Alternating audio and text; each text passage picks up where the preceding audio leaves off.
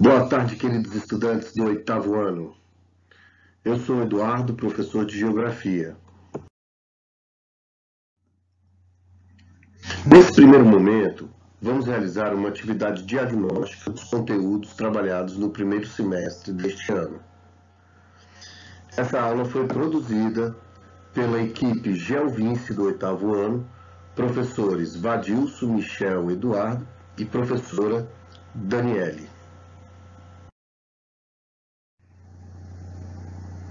Nesse primeiro momento, vamos realizar uma retomada do conteúdo trabalhado no primeiro semestre. Um dos primeiros conteúdos trabalhados este ano foi justamente o conceito geopolítico de Estado, com letra maiúscula, Estado com letra minúscula, país e nação. Vamos retomar, então, esses conceitos fundamentais para o estudo da geopolítica. Estado com letra maiúscula significa toda organização política, administrativa e jurídica de uma determinada sociedade que exerce a soberania sobre o seu território, ou seja, exerce o domínio e o poder sobre esse território. O Estado ele necessita do reconhecimento internacional. Estado com letra minúscula se refere a toda unidade federativa.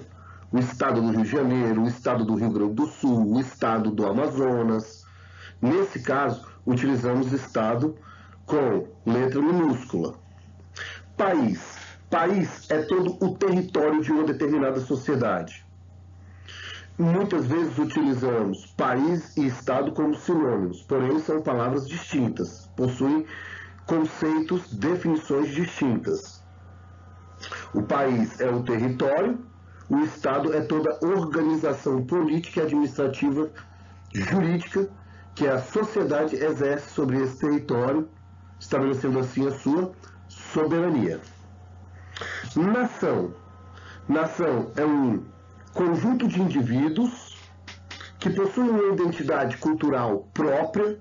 Identidade cultural, leis, tradições, costumes, religião, idioma. Habitam um determinado território, podem ou não exercer soberania sobre esse território.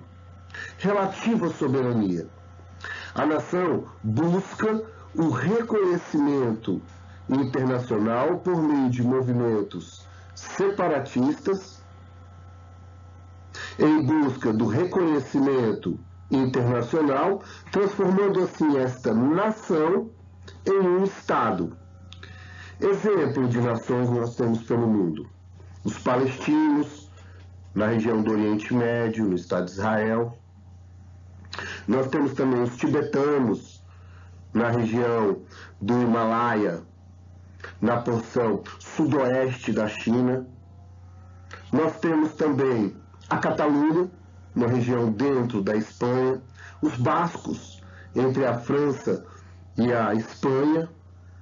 Nesse caso, nós temos nações, um povo que possui uma identidade cultural própria, possui toda uma característica, uma identificação, símbolos nacionais, bandeiras, hinos, possui toda uma característica social, econômica e política distinta, porém, não possuem soberania, não possuem autonomia sobre o seu território.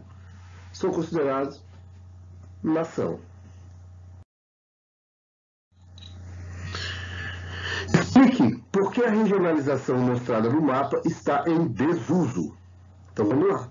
A regionalização que está sendo apresentada no mapa divide, regionaliza o planeta em 3 grandes grupos. O primeiro mundo, o segundo mundo e o terceiro mundo. O primeiro mundo, ele é caracterizado pela presença dos países capitalistas, ricos, desenvolvidos. O segundo mundo era caracterizado pelos países socialistas. E o terceiro mundo era caracterizado pela presença dos países capitalistas, pobres e subdesenvolvidos. Essa regionalização foi utilizada durante muito tempo, durante o período de Guerra Fria. onde você tinha a rivalidade entre os Estados Unidos da América representando o capitalismo e a União das Repúblicas Soviéticas, socialistas soviéticas, representando o socialismo. O primeiro e o segundo mundo disputavam a hegemonia global. O terceiro mundo eram os países periféricos, países que assistiam a esse grande conflito.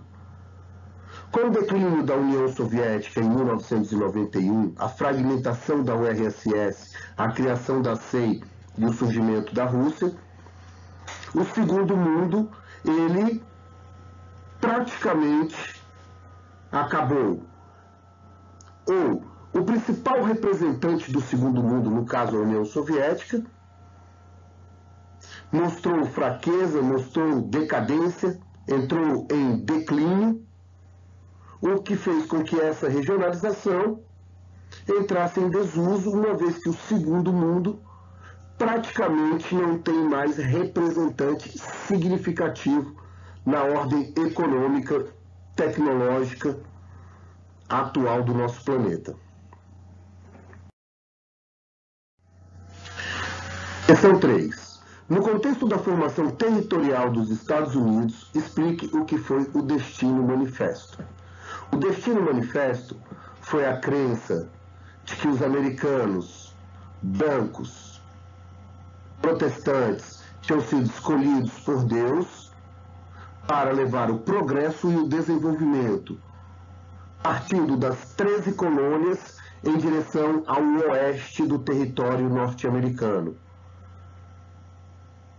ocupando assim áreas centrais do continente e as regiões a oeste, chegando à saída em 2 oceanos, o Oceano Atlântico, a partir das 13 colônias inglesas, e o Oceano Pacífico, a partir do estado da Califórnia, a partir da aquisição, compra, conflitos, tomadas de território. A expansão territorial norte-americana foi baseada em um processo de extermínio da população original e também de degradação de toda a área, de todo o bioma natural dos Estados Unidos. Como podemos analisar a imagem, esse quadro foi pintado por John Guest, e ele simboliza o Destino Manifesto, um ser celestial carregando a Constituição dos Estados Unidos. Por onde o anjo passa, ele deixa o progresso, o desenvolvimento, ferrovias, agricultura, pecuária, sistema de energia, e ele vai afugentando os animais e a população original. O Destino Manifesto justificou o extermínio da população indígena norte-americana e a ocupação dos territórios antes ocupados pelos ameríndios. 4. Após a morte de Mao Tse-tung, a China passou por uma profunda mudança na organização econômica. Caracterize a economia socialista de mercado. Durante a Revolução Chinesa de 1949, a China adota um sistema socialista, que é baseado em um partido único,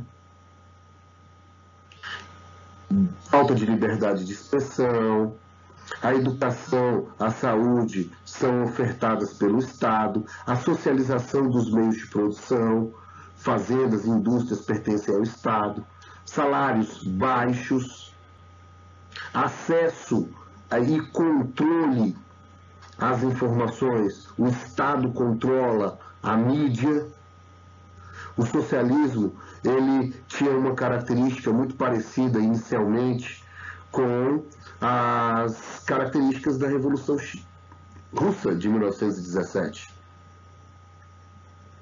A partir da morte de Mao Tse-tung, a China passa por profundas reformas, principalmente no ponto de vista econômico.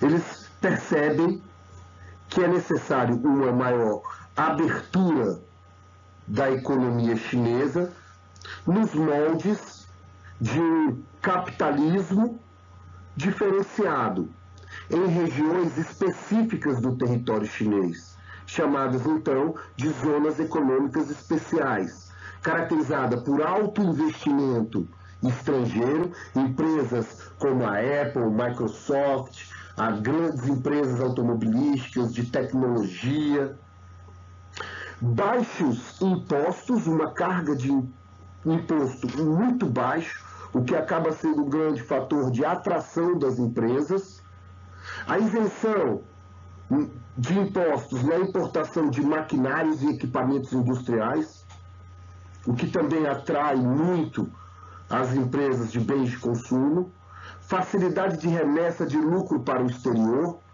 então você tem uma grande flexibilidade em remeter os lucros gerados pela empresa dentro do território chinês para o país de origem, uma mão de obra disciplinada, organizada, abundante, muito barata, falta de organização sindical, o que acaba diminuindo direitos e deveres dos trabalhadores, e a partir desse momento você tem então um híbrido, quando a China adota a economia conhecida então como socialista de mercado. Uma economia híbrida é uma economia que possui características de um sistema estatal ainda forte, ainda dominante, gerador de investimentos, mas agora você tem também a entrada do capital estrangeiro. Então você tem um híbrido do socialismo com o capitalismo.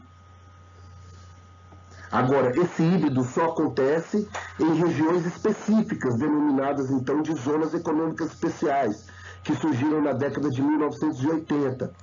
Hoje nós temos 16 zonas econômicas especiais, são cidades litorâneas que possibilitam uma maior flexibilidade, um maior fluxo na logística, na chegada e na saída de produtos dentro da China, uma desburocratização de todo o sistema que envolve o setor produtivo, o que faz com que a China se torne o maior parque industrial do mundo na atualidade.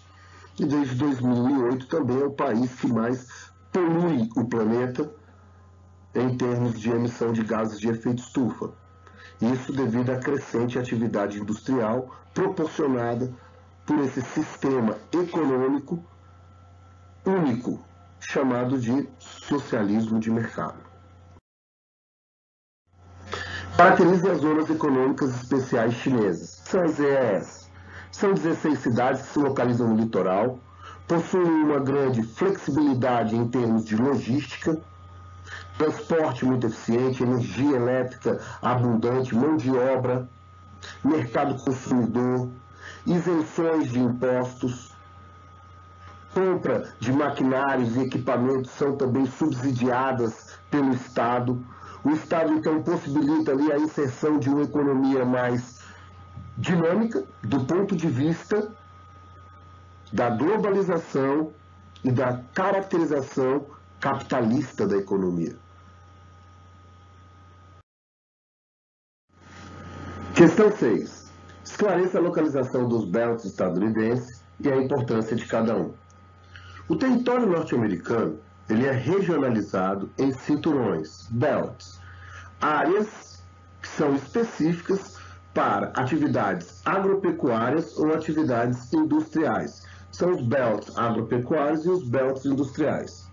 Nessa questão especificamente, daremos ênfase aos belts agropecuários. A partir de uma análise física do relevo, da hidrografia e do clima, os Estados Unidos determinou setores específicos para cultivos de determinadas plantas ou criações de determinados animais. A partir de uma análise climática, se estabeleceu então os chamados cinturões agropecuários, os belts, onde nós temos o cinturão do trigo, que se localiza na parte marrom, na porção central e norte. O trigo, um cultivo de áreas temperadas, necessita de temperaturas amenas, portanto se localiza na porção norte dos Estados Unidos. Nós temos o cinturão do milho, que se localiza na porção leste, centro-leste dos Estados Unidos, na área mais verde, um verde mais claro, onde se está na região de St. Louis. Você tem uma área de policultura e de laticínios que se localiza na região nordeste dos Estados Unidos. Nós temos também ali o cinturão do algodão, na região rosa, e o Fruit Belt na região da Flórida, que é a região que está mais ao sul do território norte-americano, portanto tem a temperatura mais elevada, possibilita já o cultivo de produtos tropicais. Nós temos na região central e oeste a maior parte destinada à pecuária. A importância de cada um desses belts está direcionada à atividade econômica dos Estados Unidos. Os Estados Unidos possuem uma atividade agropecuária intensiva, com utilização de alta tecnologia, é um grande produtor de alimentos no mundo, utiliza boa parte do seu território de forma intensiva e consegue excelentes resultados nas safras, se colocando aí entre os maiores produtores de alimentos do planeta. 7. O que são megalópolis?